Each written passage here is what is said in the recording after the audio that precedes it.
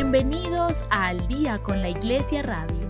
Únete a esta conversación y sigamos construyendo una iglesia que se fortalece día a día. Un espacio para conversar, ser iglesia y enriquecer nuestra fe. Bienvenidos.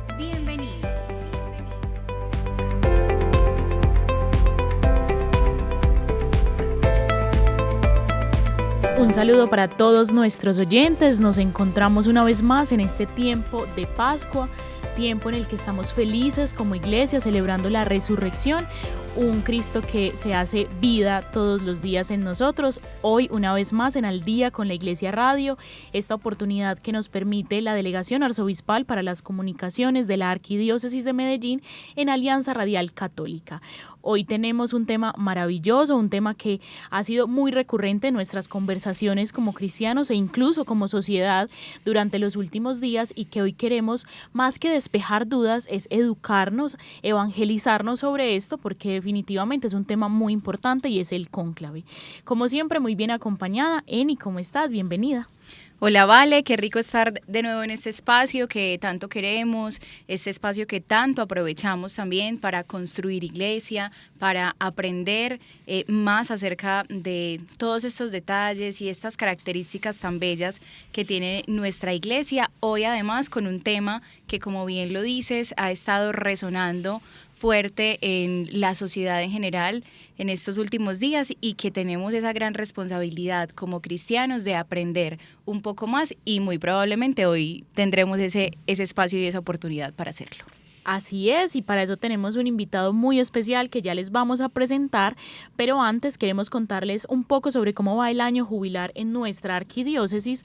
Acabamos de vivir la Jornada Mundial de Infancia y Adolescencia Misionera y el envío de la Cruz Peregrina de los Jóvenes. Este fue un evento jubilar que se llevó a cabo el pasado domingo 4 de mayo y fue una celebración que congregó alrededor de 4.000 personas entre niños, niñas, adolescentes, jóvenes, padres de familia y comunidad en general.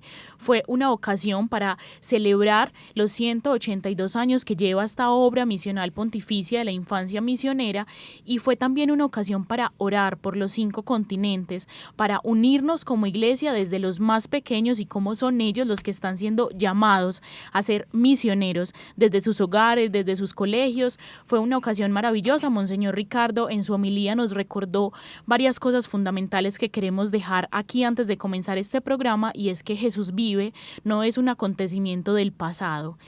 Es necesario encontrarnos con Cristo, y este encuentro solo nos puede llevar a un anuncio misionero siendo testigos de la resurrección. De esta manera entonces nos vimos congregados como iglesia peregrina que este año se congrega alrededor de la esperanza. Y bueno, comencemos entonces este programa que nos alegra tanto. El mensaje editorial de Monseñor Ricardo lo dejaremos para el final porque será una invitación para todos ustedes.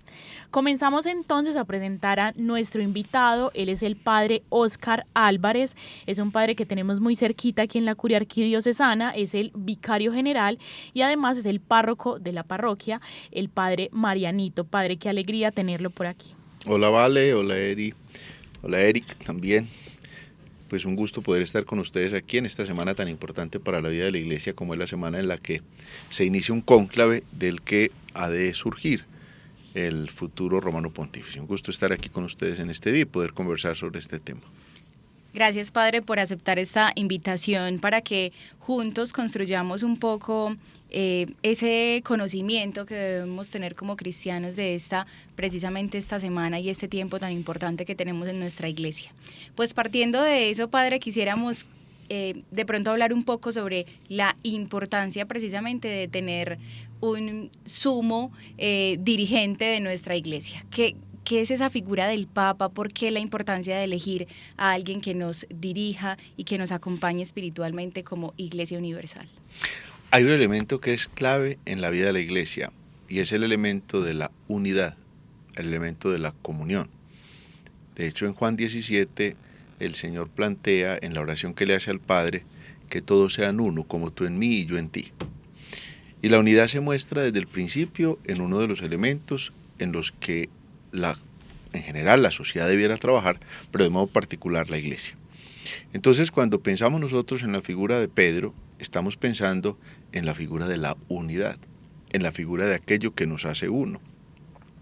Fíjate que en Mateo 16:16 hay una afirmación muy interesante porque el Señor le dice a Simón, después de que Simón le confirma que él es el Mesías, el Hijo de Dios, le dice, eso no te lo ha revelado ni la carne ni la sangre, sino mi Padre que está en el cielo. Le da las llaves del reino de los cielos y le dice que él es roca. ¿Listo? Y por eso se llama Simón Piedra. Es en honor a la verdad, si vamos a la etimología un poquito es más roca que piedra, porque la roca es la fuerte y la piedra son los pedacitos que se desprenden de la roca. De ahí viene la expresión Cefas del hebreo y del griego que aparece. Y luego vas a ver cómo en el Nuevo Testamento aparece Cefas, ya no habla ni siquiera de Simón, aparece Cefas, que es el signo de lo que une, de lo que congrega, de lo que se apoya. Entonces la figura del romano pontífice pues está obviamente en esa idea de ser la roca de la unidad, y por eso la figura del romano pontífice es importante en cuanto marca la unidad. Luego entonces uno tiene que comparar el colegio apostólico con Pedro a la cabeza con los sucesores de los apóstoles con el sucesor de Pedro a la cabeza. Y vamos viendo a lo largo del desarrollo de la historia cómo la figura de Pedro es una figura que se va posicionando, ¿sí? Siempre va a tener un reconocimiento en la vida de la iglesia. Tanto que si tú miras la plegaria eucarística número 1, se mencionan a esos santos, Pedro, Lino, Cleto, Sisto, Clemente, Cornelio, son los primeros papas de la iglesia, que ya en la plegaria tenían un reconocimiento, ¿no? Sin embargo, pues eso va teniendo un desarrollo cada vez mayor. Entonces la figura del Papa es la figura de la unidad, y por eso cuando oramos por el Papa estamos orando es por la unidad de la iglesia, y por eso es tan importante mantenernos concentrados en eso, más allá de tendencias o comentarios que a veces surgen por las redes o por los medios informativos de que este es de derechas o que este es de izquierdas. Tenemos que fijarnos en que el Papa es el signo de la unidad. Y esa tiene que ser como la mayor relevancia que tiene el sucesor de Pedro. Incluso es interesante porque en Lucas 22 el Señor le dice a Pedro, cuando están en la cena, en la última cena, el Señor le dice a Pedro, yo he rogado por ti. Es por el único que le dice que ha rezado. Yo he rogado por ti, para que tu fe no desfallezca y tú confirma a tus hermanos. Entonces eso da una particular especialidad. De hecho, Pedro, después de Jesús, es el personaje que más se menciona en el Nuevo Testamento. ¿Por qué? Por esa necesidad de cohesión, de comunión, de configuración. Ese, en síntesis, es como la tarea de primacía que tiene el sucesor de Pedro en la vida de la iglesia. Con lo que nos mencionas, padre, creo que nos vamos adentrando en este tema de una manera muy bella, y es porque siento que hemos considerado al Papa en muchas ocasiones como pues ese personaje que gobierna de algún modo la iglesia, pero es más allá de eso, es esa persona que guía espiritualmente y que fue también mandada por Dios, que yo siento que en muchas ocasiones, o si no en todas, por lo menos los 3 papas que me ha tocado ver, ha sido muy en respuesta a los signos de los tiempos y cómo el Espíritu va suscitando pues como las personas que se necesitan para la iglesia de ese momento. De ese modo, padre, ¿cómo ha ido avanzando entonces este proceso de ser iglesia, que creemos que es una iglesia que siempre se ha desarrollado de la misma manera, pero no, pues es una iglesia de miles de años? Entonces ha habido un cambio en la forma en la que se ha gobernado. Tenemos ya 266 sucesores de Pedro, vamos para el 267. ¿Cómo ha sido este proceso para llegar a lo que hoy conocemos como el Papa? Pues tenemos que tener en cuenta que cada momento histórico tiene lo suyo. Un gran error es tratar de leer el momento histórico anterior con los ojos de hoy. Ahí siempre hay un problema grave cuando pretendo leer el medioevo con los ojos de hoy, cuando pretendo leer el siglo XVI con los ojos de hoy. Tenemos que ubicarnos históricamente, cronológicamente, darnos cuenta cuál es la cosmovisión de las personas de ese momento, qué es lo que está pasando. Hay una realidad histórica, pues que después incluso pueden hacer un programa de historia de la iglesia sobre eso. Fíjate, por ejemplo, el Imperio Romano conquista hasta lo máximo conocido en Occidente, es decir, España y Portugal hoy día, ¿no es cierto? Ya todo eso es el Imperio Romano. Allá se llega a Finisterra, al fin de la tierra, que todavía es un pueblo que existe ya. Llegamos hasta allá. Cuando el Imperio Romano entonces pretende extenderse hacia Oriente, pues ya se ha posicionado la figura del obispo de Roma y el emperador deja al obispo de Roma encargado de esos territorios. Eso llamó la episcopalis audiencia. Entonces ya el obispo, que era como un personaje conocido y reconocido, pues era en cierta medida, se volvía como una especie de gobernador en ese territorio. Y el emperador se corre primero hacia Venecia y luego se corre hacia Constantinopla, por Constantino, que después fue Bizancio, ahora es Estambul, que era la puerta entre Oriente y Occidente, ¿cierto? Entonces, ¿qué fue generando? Fue generando que estos países europeos fueran generándose o gobernándose por obispos. Entonces se va generando esa figura del obispo gobernador, que incluso nosotros aquí en Colombia también tuvimos esa figura de virreyes que eran obispos, ¿no? Entonces la figura del Papa fue ganando un protagonismo muy importante desde el punto de vista siempre espiritual, pero también desde el punto de vista humano-político, al punto que la tiara, que era una mitra con unas condiciones particulares, pues mostraba el poder terreno y el poder espiritual, ¿no? Entonces los papas del medioevo ya marcaban esa figura, era el Papa Rey, ¿no es cierto? Que termina esa figura con la invasión de los estados pontificios, que se dio en el siglo XIX,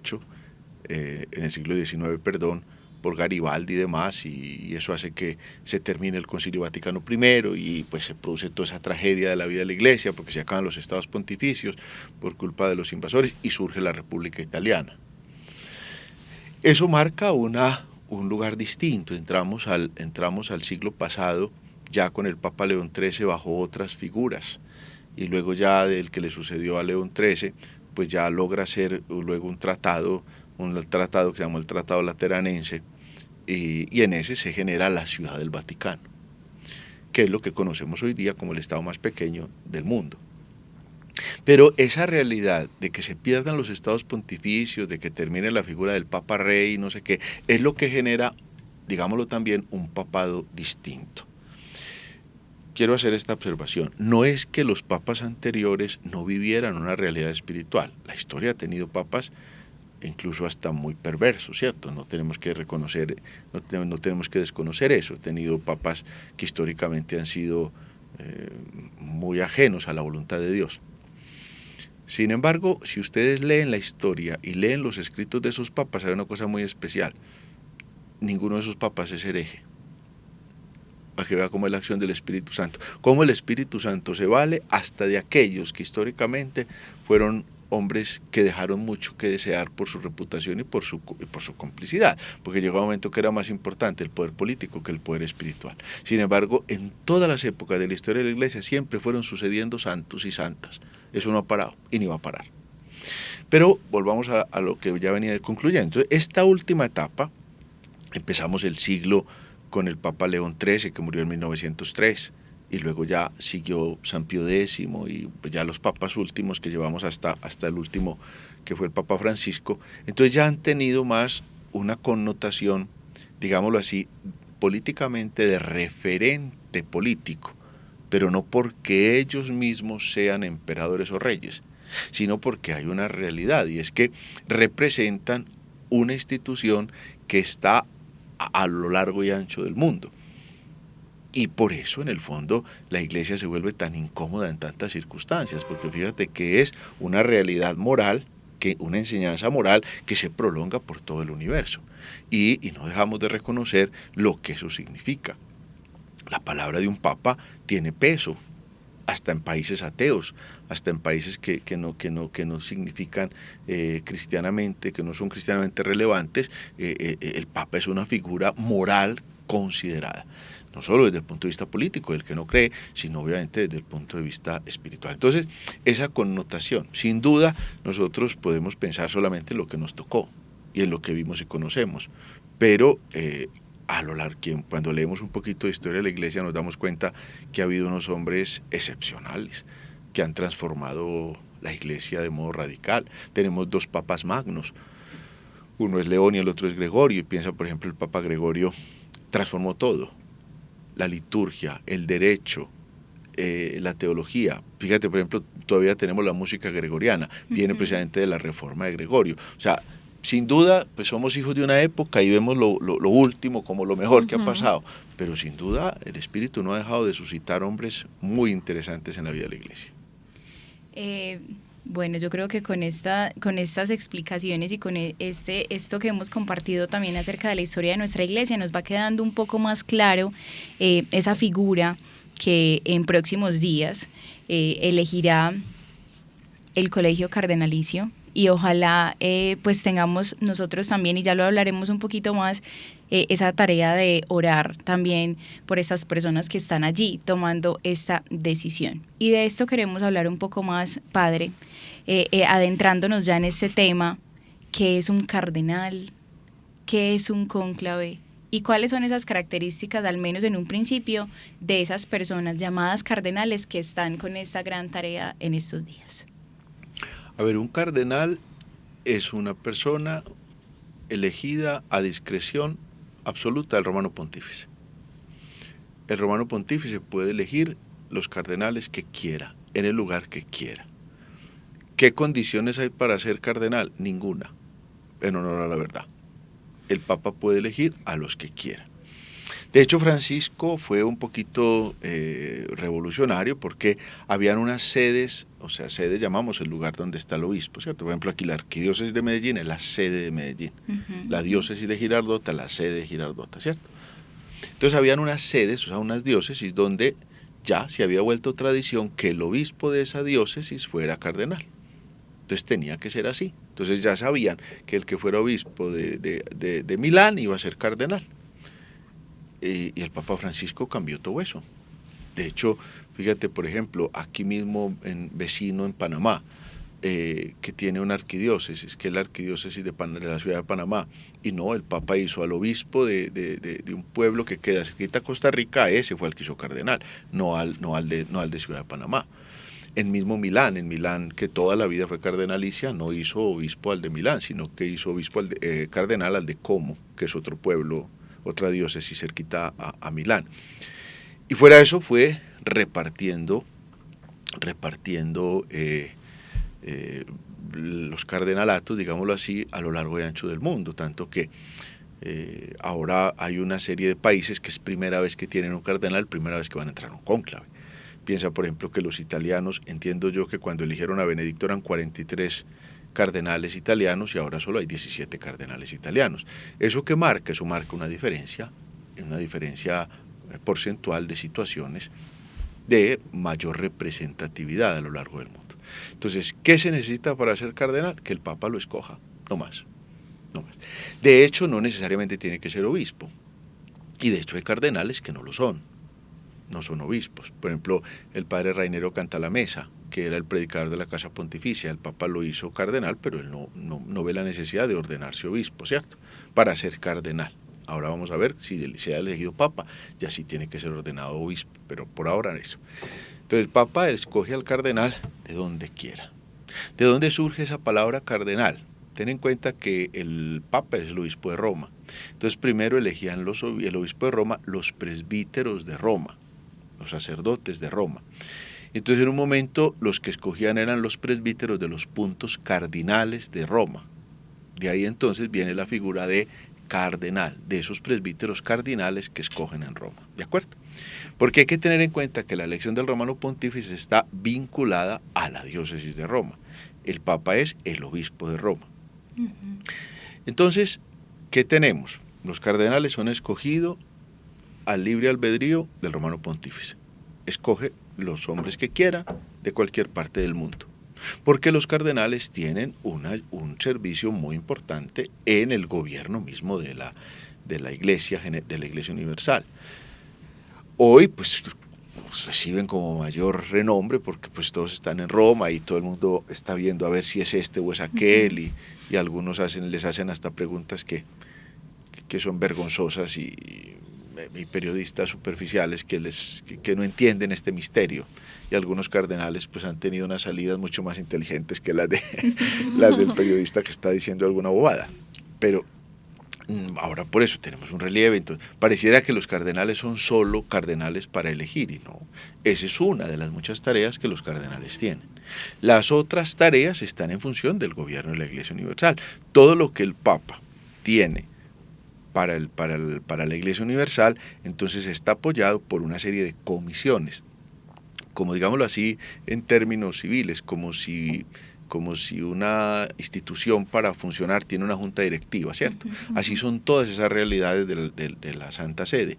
Por ejemplo, la congregación para los obispos, o la congregación para el clero, la congregación para las universidades católicas, o la congregación para la propagación de la fe, todas esas. Entonces los cardenales están repartidos en todas esas congregaciones. Entonces ellos durante todo su tiempo están en función de asistir al Papa en ese tipo de cosas. Son los primeros como asesores del Papa, por eso el Papa puede escoger a los que quiera. Obviamente hay como una serie de condiciones particulares, pues se trata de una responsabilidad muy grande. Entonces si tú miras las hojas de vida de todos esos cardenales, han sido hombres que han tenido primero una formación en la fe, porque son hombres de fe, han sido formados en su vida vocacional, porque han sido sacerdotes y entonces han tenido una formación de seminario, pero luego han tenido una formación especializada en algún tema dentro de los que hacen la Iglesia. Algunos se especializan en teología, otros en filosofía, otros en historia de la Iglesia, otros en patrística, otros en derecho canónico, en fin, cualquier especialización con títulos de licenciados o de doctores, ¿cierto? Pero además han sido hombres involucrados en una acción especial de la vida de la Iglesia, o en las diócesis o en diferentes trabajos que puedan surgir. Entonces esos cardenales están en función de asistir al Papa, y por eso hay cardenales de diferentes edades. Ahora el más joven, entiendo, tiene 45 años, y ya una vez que los crean cardenales, a menos de que suceda alguna cosa especial que tengan que sacarlos del ejercicio del cardenalato, pues es hasta que se mueran, independientemente del oficio que tengan. Y fuera de eso, pues los cardenales están vinculados a la diócesis de Roma por esto que te explicaba, que eligen al obispo de Roma, entonces representan al clero de Roma. Entonces los cardenales van a estar divididos en 3 órdenes: las órdenes de los diáconos, las órdenes de los presbíteros y las órdenes de los obispos. ¿Quiénes son de la orden de los diáconos? Aquellos cardenales que trabajan en la Santa Sede pero no tienen diócesis.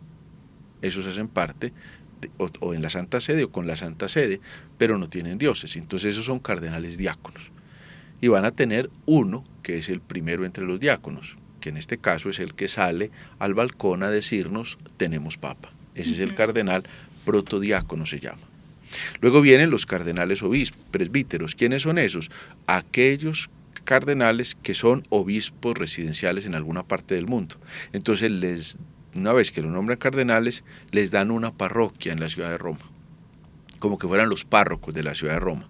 Sin embargo, pues no tienen ninguna injerencia administrativa ni nada en la parroquia, es su parroquia, digámoslo así, van y toman posesión de su parroquia, pero esa parroquia tiene un párroco que la regenta, la administra, no sé qué. Entonces seguramente pudieron escuchar hoy hay una noticia que aunque todos celebraron la misa última de la novena del Papa por la tarde, por la mañana algunos fueron a sus parroquias. A esas parroquias se referían esos cardenales presbíteros.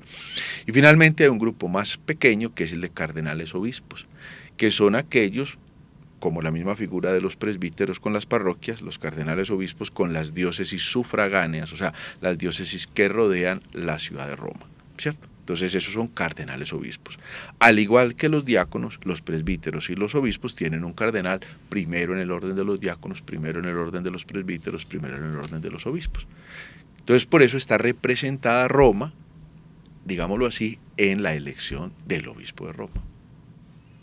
Demasiado claro, yo creo que nos ha quedado desmenuzadita esta información, que es muy valiosa para entonces adentrarnos en el tema propio del cónclave, que es una de estas tareas, como nos decía, de los cardenales que se van a enfrentar a partir de esta semana, del 7 de mayo. ¿Cómo se va entonces a elaborar este proceso? ¿En qué consiste? Hay muchas dudas de nuestros oyentes y nuestra comunidad particular que constantemente tiene la duda de cómo funciona, y pues quisiéramos entenderlo de una manera mucho más clara, así como hemos ido entendiendo estos temas tan valiosos, padre. A ver, siempre ha habido a lo largo de la historia de la Iglesia una manera de elegir al romano pontífice. No podemos decir que desde que Pedro se murió empezaron a encerrarse en la Capilla Sixtina y empezaron a hacer un cónclave, porque eso no es verdad. Y de hecho, si miraran no soy experto en historia y no sabría hablar de este tema, si miraran un poquito el recorrido del desarrollo histórico de la elección del Papa, pues van a encontrar muchas ciudades en las que se ha hecho el cónclave, muchos lugares en el que se ha hecho esto, ¿no es cierto? Pero viene la figura misma del cónclave. El cónclave se da porque hubo una época en que había una división entre cardenales italianos y cardenales españoles. Italianos y franceses, eran mitad y mitad. Primero, casi que no se juntan. Tengamos en cuenta el momento histórico en el que se vive, que la figura del Papa era muy importante. Entonces no tener Papa era como hoy día cerrar la bolsa de Nueva York. Pensemos una cosa así, ¿de acuerdo? Entonces, me parece que es Felipe el Hermoso, rey de Francia, que tiene que mandar capturar los cardenales. Y entonces después encierran a los cardenales. No sé si fue en Viterbo, no tengo preciso pues ese dato. Los encierran y de ahí aparece la figura cónclave. Conclave, clave es llave, eso significa con llave, o sea, los encerraron con llave.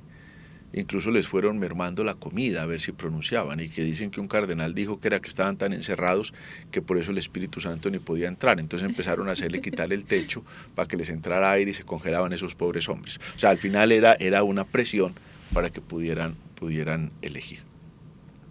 Desde ese momento entonces empieza la reunión de la elección en cónclave, es decir, una figura muy interesante donde quedan encerrados solo los cardenales para eso. Luego eso se ha ido desarrollando en diferentes lugares, se ha ido desarrollando, por ejemplo, las elecciones, entiendo yo, de Pío IX, de León XIII, esas surgieron en la capilla de San Pablo, que queda en el Palacio del Quirinal, que es hoy día donde está el Palacio del Presidente de la República Italiana, que era residencia del Romano Pontífice. Entonces allá se hacían. Ya fueron, como no sabría de preciso en qué momento, ya se pasaron a la Capilla Sixtina, ¿cierto? A la Capilla Sixtina, y allá en los últimos años ya se ha producido el cónclave. Entonces la figura del cónclave es con llave. ¿Qué vamos a encontrar el miércoles? A ver, empieza, después de que el Papa muere, el Papa debe ser enterrado entre el cuarto y el sexto día después de su muerte, como efectivamente sucedió. El Papa murió el lunes y lo enterraron el sábado.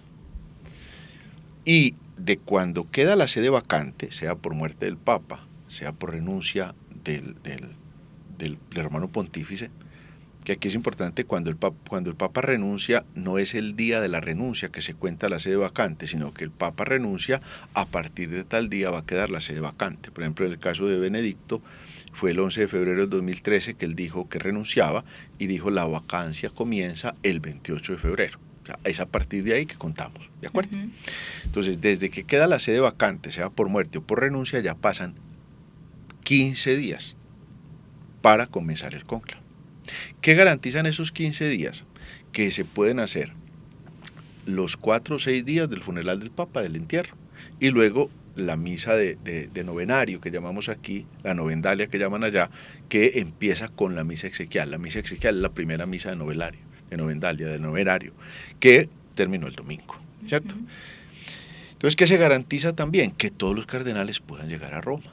Incluso dice la norma, si antes de 15 días ya todos los cardenales llegaron a la urbe es Roma, por eso puede comenzarse antes si los cardenales están de acuerdo. O lo pueden prolongar hasta 20 días en caso de que el colegio de cardenales vea conveniente. Entonces al final, pues los 20 días se hubieran cumplido hoy, los 15 días se hubieran cumplido hoy, pero vemos que los cardenales resolvieron comenzar el 7 de mayo. Ese día entonces, ¿con qué comienza?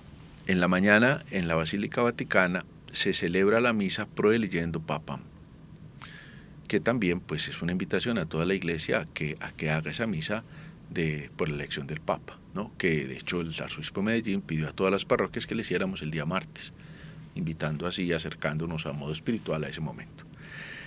Ya después del almuerzo, a una hora oportuna, los cardenales son convocados a la Capilla Paulina, que queda también en todo ese edificio apostólico. Allá se encuentran y van en procesión hacia la Capilla Sixtina. En la capilla, mientras van de la Paulina a la Sixtina, van cantando un himno muy antiguo en la iglesia en latín, lo vamos a ver, seguramente eso lo van a transmitir, es el himno Veni Creator Spiritus, ven Santo Espíritu Creador, y van pidiendo la existencia del Espíritu Santo. Entran a la Capilla Sistina, el cardenal decano, en este caso no hay, el decano está mayor de 80 años, ya no vota, entonces sería el vicedecano, también está mayor de 80 años y no vota, entonces sería el cardenal primero del orden de los obispos, que ahorita comentábamos, ¿sí? Que entiendo yo es el cardenal Parolín. Él entonces irá cerrando la procesión. Él viene y entona el juramento en nombre de todos, una parte más larga, pidiéndole al Señor que se comprometen, no sé qué. Y luego va a pasar uno a uno a poner la mano sobre la Biblia y dice: yo, Julano, cardenal tal, prometo ante Dios, no sé qué. Entonces es interesante porque el Papa Juan Pablo II, en el documento que se llama Universi Dominici Gregis, dice que precisamente se hace en esa capilla y ante esa pintura del juicio final de Miguel Ángel, que seguramente ustedes pues la conocen y uno le disfruta de eso, es cada vez muy lindo, dice, para que sean conscientes que algún día van a estar allá ante el tribunal de Dios y que por eso tienen que orar con conciencia y tienen que orar con rectitud, para que cuando comparezcan ante el tribunal del cielo respondan por lo que ahí están haciendo. Wow. Fíjate que en todo momento es un momento espiritual, o sea, es un momento que es actuar en la presencia de Dios. Cuando ya pronuncian todos los juramentos, que eso lo vamos a ver, pues si lo vimos con Francisco y con Benedicto, pues ahora me imagino más. Ya en ese momento el maestro de ceremonias viene y dice: extra omnes, salgan todos los que no tienen que ver con este asunto, y cierra las puertas, y hasta ahí vimos a los cardenales. ¿Qué se sigue en ese momento? Ya estaba previsto que una vez que se muere el Papa, hay dos predicaciones sobre el estado de la Iglesia en el mundo actual. Una la recibieron la semana pasada los cardenales y la otra es en este momento. Entiendo yo que va a ser el padre Cantalamessa el que va a dar esa predicación sobre el estado de la Iglesia en el mundo actual. Y luego ahí entonces empieza la elección. Ellos tienen que elegir 9 personajes que se eligen por sorteo. 3 escrutadores, 3 infirmari y 3 revisores. Los infirmari, o sea, los enfermeros, diríamos así, sería la traducción, serían aquellos 3 cardenales que, si hay algún cardenal hospedado adentro del Vaticano, que por razones de salud no pueda ir a la Capilla Sistina, estos 3 personajes van por el voto a la habitación de él. Wow. y lo traen, pero solo si están en la Ciudad del Vaticano, ¿cierto? Se puede llegar alguno muy mayor que no tiene movilidad o ese día está enfermo, entonces van por él. Tenemos 3 escrutadores, como le digo, eso todos los días cambian, esos 9 personajes, por sorteo, eso es lo primero que hacen. Los 3 escrutadores entonces, ¿qué es lo que hacen? El primero cuenta que el número de papeletas sean las mismas de cardenales. Si hubieran más, las tienen que quemar todas, ni siquiera las cuentan. Entonces coinciden, hay 133 votantes, hay 133 papeletas, listo. Abre la primera, mira el nombre, se lo pasa al segundo, mira el nombre, se lo pasa al tercero, mira el nombre y el tercero pronuncia el nombre. ¿Listo? Entonces todos los cardenales van a tener forma y pueden ir escribiendo de manera que sepan, pues más o menos ellos van viendo cómo va la cosa. Y ese tercero lo mete en una aguja, va cosiendo los votos. Y así van pasando todos. ¿Listo? Luego vienen los otros 3, al final pues ya dicen, entonces tantos votos para Julano, tantos votos para Perano, tantos votos para Sultano. Y luego los revisores, que son otros 3, revisan qué figura hay. No es elegido el romano pontífice. Entonces todos esos papeles y todos los escritos que los cardenales hayan hecho se recogen y se queman. O sea, no queda, ningún cardenal puede salir como con sus notas para que después a ver qué periodista me entrevista y yo le cuento cómo fueron las cosas. No, todo eso se recoge y todo eso es lo que se quema dentro de las chimeneas. Supongamos que eligen el Papa, entonces ya eso, ahí es donde la chimenea sale con humo blanco. Solo que eligen al Papa y entonces el cardenal decano se le acerca al hombre elegido y le pregunta: ¿aceptas tu nombramiento, tu elección canónica como romano pontífice? Si dice sí, entonces le dice: ¿cómo quiere ser llamado? Entonces ya en ese momento ya es el Papa, a menos que no tenga el carácter episcopal, por lo que les explicaba ahorita. todavía no ha recibido el sacramento del orden como obispo. Entonces, en ese momento tiene que producirse inmediatamente la ordenación, con todos ellos ahí. De manera que el que sale al balcón ya es el Papa. Luego hay una misa de inicio de pontificado, pero la última vez algún periodista decía, en este momento, porque le están poniendo el anillo, en este momento empieza a ser el Papa. Eso es mentira. El Papa empieza a ser en el momento en que acepta. Y dijo que sí, ya es el Papa. Porque antes hubo una época en que pasó con un Papa Esteban II, que era cuando lo coronaran. Y resulta que el Papa Esteban lo cogió en paludismo y lo mató a los 3 días. No había habido la misa de consagración. O sea que en la historia queda, ¿fue o no fue Papa? Claro. Bueno, eso es como la figura de lo que vamos a ver. Vamos a tener como varios momentos de elección. Ese primer día hay un escrutinio. Y luego el segundo y tercer día hay 2 escrutinios en la mañana y 2 escrutinios en la tarde. O sea que de aquí al viernes en la tarde ya hemos tenido 9 escrutinios. Si no ha elegido el Papa, el sábado paran y es un día de retiro espiritual. Y luego entonces de eso, el cardenal mayor de los diáconos les da una predicación. Y luego vienen 7 escrutinios más. O sea, 4 el domingo y 3 el lunes. Si todavía no hay Papa, paran otro día. Y el cardenal mayor de los presbíteros les da una predicación. Y luego vienen otros 7 escrutinios más, 4 es un día y 3 el otro día. Si nada, ahí paran y ya el cardenal mayor de los obispos les da una predicación. Y luego vienen otros 7 escrutinios más, 4 días uno, 3 días el otro. Si nada, ahí hacen un día de retiro espiritual. Pero fíjense que allá llevamos 30 escrutinios, ¿no? 30. Después de eso, ¿qué pasa? Ya solo se quedan los 2 últimos que en este escrutinio 30 tengan el mayor número de votos. Y ellos ya pasan a tener voz pasiva, pero no voz activa, es decir, ya ellos no votan. Ya sobre esos 2 se hace la votación y se repite el esquema anterior que les acabo de mencionar. Wow. O sea, es una cosa que está organizada. Tampoco es, hoy día no tenemos pensado un cónclave sine die, como que nos vamos a quedar 2 años sin Papa como en el medioevo, no. Ya están pensados solo máximo 60 escrutinios, pero fíjense, hasta el escrutinio 30, con todos los que sean, pero después de eso ya nos vamos con 2 nomás. Porque en todo caso siempre hay que llegar a los 2/3. Es decir, son 133 cardenales, tienen que tener 90 votos. Wow. Una gran mayoría. Claro. O sea, es más de lo que conocemos como la mayoría, que es la mitad más 1. Es realmente Esto es una gran mayoría cantidad. cualificada, se llama, 2/3 de los votos.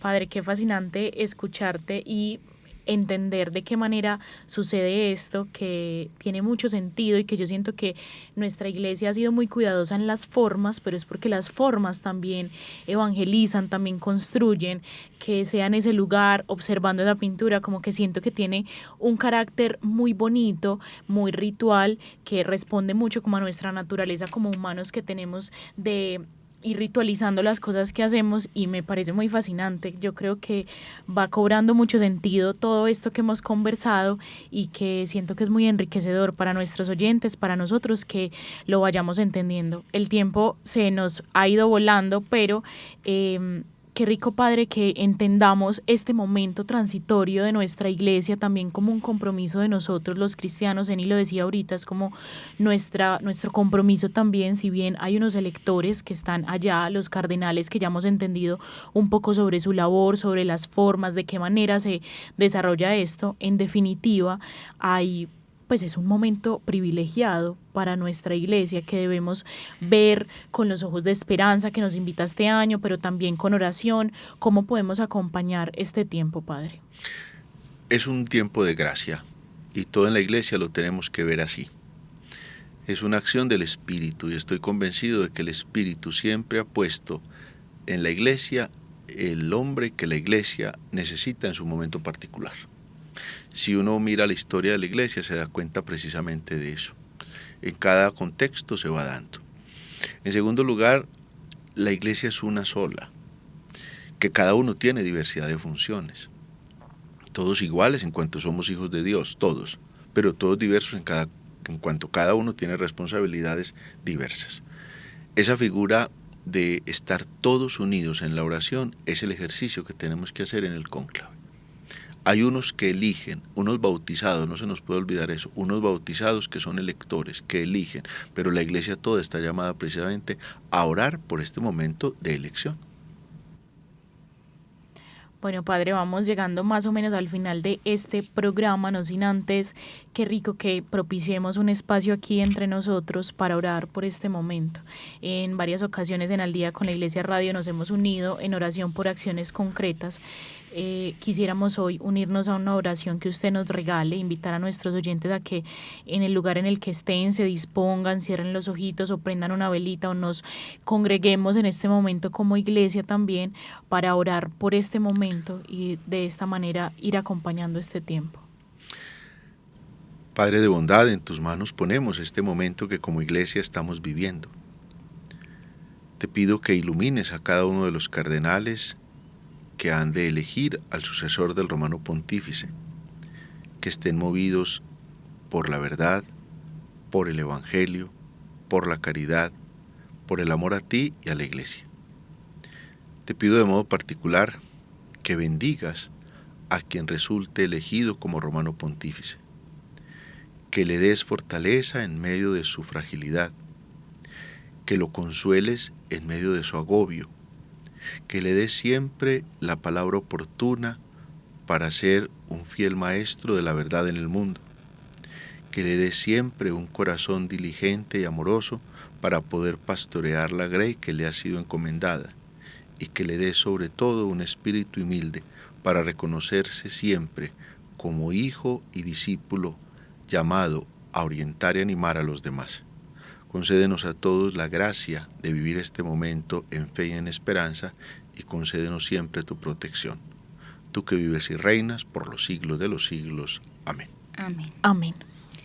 Bueno, Padre, de verdad te agradecemos mucho por este espacio. Creo que lo dijimos al inicio, un espacio en el que estábamos dispuestos y con el corazón abierto para aprender, y creo que hoy nos vamos llenos de mucha información valiosa, pero creo que con más claridad y certeza de la obra grande que hace el Espíritu Santo a través de cada una de las figuras que tiene nuestra iglesia, y que aquí estamos también nosotros como bautizados, llamados a estar en unidad. Creo que esa es una de las enseñanzas más grandes que hoy por lo menos se quedan en mi corazón. Estamos llamados a la unidad y a seguir orando precisamente por este tiempo de gracia, como ya lo dijo Vale, que acompaña también nuestra realidad. Bueno, un gusto haber estado con ustedes, y ojalá que sea un momento que vivamos de una manera muy linda, con mucha alegría, con mucho ánimo y en mucha fe. Muchas gracias, Padre, de verdad, por acompañarnos. A ustedes, oyentes, no olviden seguirnos uniendo en oración, consumir también información valiosa que venga de fuentes confiables. Tenemos lugares en los cuales podemos ir a consultar de manera confiable, Vatican News, Ansi Prensa, incluso nuestras redes también, que intentamos darles información valiosa y también verificada. Hay mucha información en este momento, de hecho es un reto grande para la Iglesia abordar este tiempo con la globalización como está, pero es nuestra responsabilidad como cristianos también informarnos de la mejor manera. Vamos llegando al final de este programa, no sin antes dejarles la invitación que les habíamos prometido al inicio, y es que del 11 al 17 de mayo tendremos la Semana Vocacional abierta por la fiesta del Buen Pastor. Tendremos una semana maravillosa para que oremos por las vocaciones de nuestra iglesia, para que sigamos acompañando a estos obreros que el Señor ha llamado a su mies. Así que Monseñor Ricardo nos ha regalado un mensaje editorial maravilloso que en voz de Santiago Roldán lo tendremos aquí para escucharlo y orientar esta invitación a la semana. Ya volvemos. Para esta edición editorial, Monseñor Ricardo Tobón Restrepo escribió: La Pastoral Vocacional. Nos disponemos a celebrar la Semana Vocacional como una motivación a un trabajo que nos debe ocupar permanentemente. Cuando hablamos de vocación, sabemos que se trata de un don de Dios. Por tanto, esa llamada que toca la realidad más profunda de la propia vida, es preciso descubrirla y acogerla en la oración. Jesús recomendó orar para tener los obreros necesarios para recolectar la mies. Orar en este caso significa pedir la luz para discernir la propia vocación. la fuerza para vivirla con fidelidad y la audacia para anunciar a otros el Evangelio de la vocación. Toda pastoral vocacional debe establecerse desde una doble confianza: en Dios que dirige nuestra vida y en cada persona que lleva dentro la necesidad de darle sentido a su existencia y de integrarse fecundamente en la comunidad humana. Aún los jóvenes con cierta inestabilidad que les es propia son capaces de asumir propuestas exigentes cuando, desde el Evangelio, son profundamente humanas y les ofrecen la ocasión de entrar en un proyecto de amor y servicio a los demás. Podría decirse que toda acción pastoral de la Iglesia debe estar orientada, por su misma naturaleza, al discernimiento vocacional, por cuanto su propósito final es ayudar a descubrir la mejor manera de realizar lo que Dios quiere para cada uno dentro de su plan de salvación.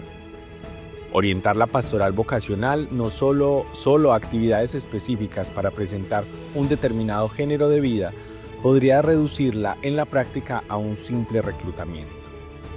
La pastoral vocacional debe proyectarse dentro de un proceso de evangelización para que sea un camino de fe que lleve a un encuentro personal con Cristo y desde él lograr descubrir la llamada concreta que Dios hace a la propia vida y la forma específica en la que se le debe responder dentro de la comunidad eclesial. Por tanto, la propuesta a asumir el ministerio ordenado no puede situarse sino dentro de una orgánica educación en la fe y dentro de una vinculación efectiva a la Iglesia.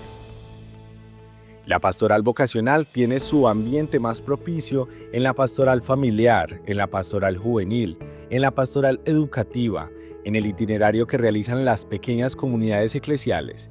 Y a la vez, estas vertientes pastorales deben estar abiertas al discernimiento vocacional para plantear a cada persona la necesidad de asumir con responsabilidad la realización de su vida desde una identidad y una misión que respondan a la llamada personal de Dios y a una fecunda participación en la comunión eclesial. Debemos estar seguros que Dios también hoy llama a muchos a seguir a Cristo en diversos estados de vida, suscitando diversas vocaciones para el bien de todos. Con esta mirada de fe, con un conocimiento de la realidad que vivimos y acercándonos con comprensión y empatía a los niños y a los jóvenes, busquemos los medios más oportunos para anunciarles la alegría del Evangelio y para despertarlos a los llamamientos de Dios. Podemos ofrecer muchas posibilidades de amar y de servir. Es preciso hacer la pastoral vocacional con la valentía que proviene de la fe y la esperanza. Debemos ir con la convicción que el proyecto de Cristo es indispensable para el mundo de hoy, que es el seguimiento de Cristo, nos sitúa en la verdad y que la entrega de uno mismo por los demás da sentido y felicidad. Entre las diversas vocaciones en la Iglesia, todas hermosas y necesarias, no tengamos miedo en presentar a los jóvenes la posibilidad de ser sacerdotes. Es una propuesta que se hace como Jesús después de hablar con el Padre y dando testimonio de la propia donación por los demás. Lancemos con confianza y audacia a esta semana vocacional haciendo un trabajo que tiene en cuenta la situación de cada persona, mostrando en figuras concretas cómo se encarna la vida nueva del Evangelio, situando a los llamados en un contexto que les permita participar activamente en la vida de la Iglesia y poniendo en el centro a Cristo. No estamos llamando al entretenimiento ni a una simple actividad social, sino a ser discípulos que asumen el camino de las bienaventuranzas y la misión de evangelizar.